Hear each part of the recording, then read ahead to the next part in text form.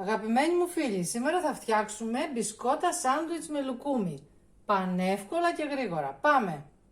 Τα υλικά μας είναι 125 γραμμάρια κουβερτούρα, 400 γραμμάρια λουκούμι, εμείς βάλαμε τριαντάφυλλο, βάλτε ό,τι θέλετε. Και ένα πακέτο πτιπέρ 225 γραμμάρια. Σε ένα μπολάκι βάζουμε την κουβερτούρα και τη λιώνουμε στο φούρνο μικροκυμάτων ή με όποιο άλλο τρόπο θέλετε.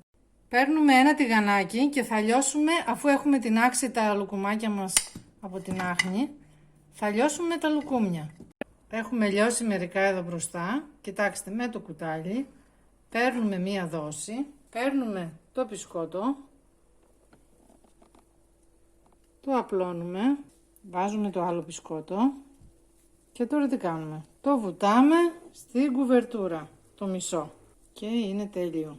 Θα τα αφήσουμε μέχρι να στεγνώσει η κουβερτούρα πάνω σε μία λαδόκολλα.